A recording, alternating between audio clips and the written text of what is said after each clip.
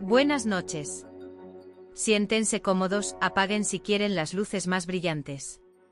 Hoy no vamos a hacer un análisis forense frío y técnico, sino un viaje en el tiempo, a la sombra de un hombre que aterrorizó una ciudad y cuyo perfil psicológico nos habla de oscuridades universales.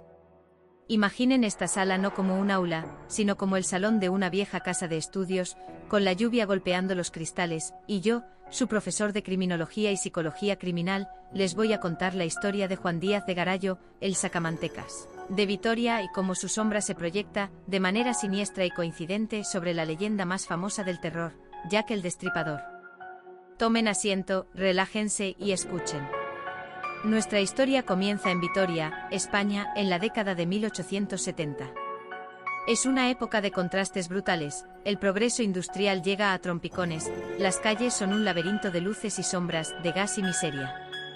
Y en este escenario, entre 1870 y 1879, actúa un hombre que a simple vista, era invisible.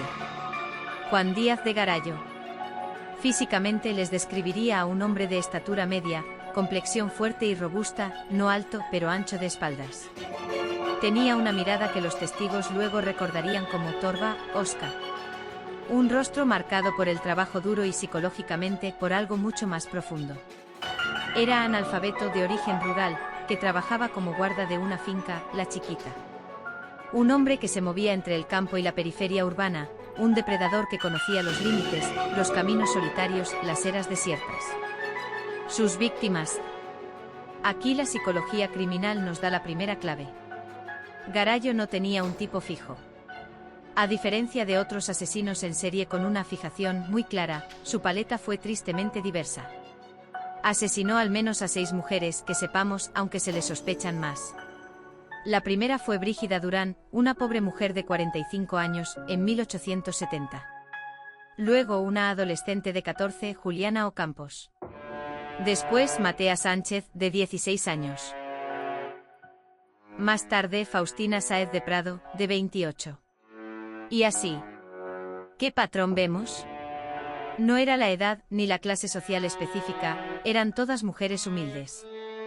El patrón era la vulnerabilidad contextual. Mujeres que estaban solas, en lugares aislados, en momentos de desprotección total. Eran presas fáciles para su violencia explosiva. Pero el modus operandi. Aquí es donde el crimen se vuelve ritual, y donde la psicopatía se manifiesta. Garayo era un violador y estrangulador. Pero su firma, el acto que le valió el apodo terrorífico de sacamantecas, era la mutilación post-mortem. Tras matarlas con una hazaña inconcebible, les abría el torso y les extraía partes de las vísceras, en particular el tejido graso, el sebo, la manteca. Este detalle es crucial. No era un caníbal, no hay indicios de que conservara trofeos de manera organizada. El acto de extraer, de profanar la cavidad corporal, parece responder a una furia simbólica, a una necesidad de aniquilación total del objeto de su deseo y su rabia. Es una deshumanización extrema.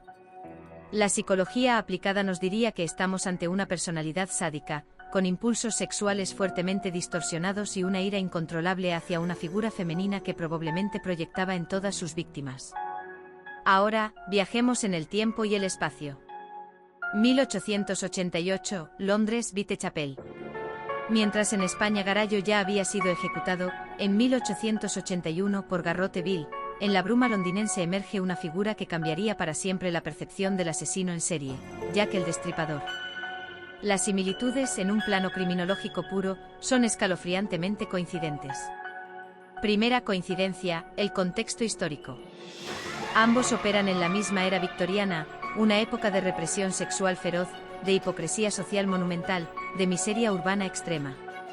El caldo de cultivo perfecto para que la patología individual encuentre su expresión en la violencia más aberrante. Las calles mal iluminadas, la vigilancia ineficaz, la vulnerabilidad de las mujeres pobres eran factores idénticos en Vitoria y en Londres. Segunda coincidencia, el blanco. Aunque Jack se centró en prostitutas y Garayo no, sus víctimas no lo eran, al menos no todas, el núcleo es el mismo, mujeres marginales, sociales y físicamente.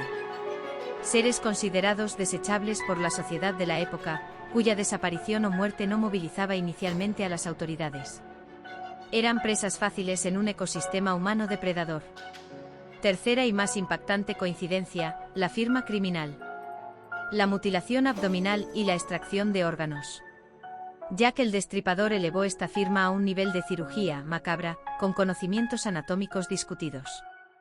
Garallo era más tosco, más bruto, pero el impulso es idéntico: ir más allá del asesinato, profanar, desmembrar simbólicamente, extraer. Es la máxima expresión de dominio y de odio hacia el cuerpo femenino. Ambos convirtieron el crimen en un espectáculo de horror anatómico. La psicología forense hoy los clasificaría a ambos como asesinos organizados, con fuerte componente sádico y sexual, y con una necesidad de desfiguración que va más allá de lo necesario para matar. Pero, y aquí está la belleza del análisis comparado, también hay diferencias abismales. Jack era un fantasma. Su habilidad para evadir la captura, sus cartas burlonas a la prensa, la coreografía de terror que creó, lo convirtieron en un arquetipo, en un mito. Era la encarnación del miedo moderno, urbano y anónimo. Garallo, en cambio, era de carne y hueso. Un hombre capturado, juzgado y ejecutado. Su confesión, forzada o no, nos dio un relato tergiversado de su mente. Era el monstruo local, el vecino siniestro, no una entidad sobrenatural. Jack explotó, o fue explotado por, la prensa sensacionalista. Garallo generó un terror íntimo, de pueblo, que luego se amplificó en leyenda. ¿Qué nos enseña esto como futuros criminólogos y psicólogos? Que la monstruosidad no es un invento moderno, ni es exclusiva de un país o una cultura. Es una constante trágica de la condición humana. Que bajo las condiciones adecuadas de miseria, represión y patología individual, puede emerger esta figura, el depredador sexual sádico que encuentra en la mutilación su lenguaje particular. Garallo fue en muchos sentidos un Jack el Destripador rural y español. Menos estilizado, menos mediático, pero igual de real y aterrador. Su caso nos recuerda que a menudo, los monstruos más peligrosos no son los que se esconden en la niebla de Londres, sino los que pasean a plena luz del día por los caminos de una ciudad como Vitoria, con las manos callosas y la mirada oscura. Así que cuando piensen en los grandes enigmas criminales, no olviden al sacamantecas. En su brutalidad, en sus sombras, encontramos las mismas preguntas sin respuesta que nos dejó Jack, el abismo de la mente humana, y el silencio aterrador que a veces habita en los lugares más cotidianos. Descansen. Que tengan buenas noches. La clase ha terminado. ¿Te ha gustado? Déjame en comentarios a quién quieres que traigamos en los próximos días aquí en A Hierro Mata.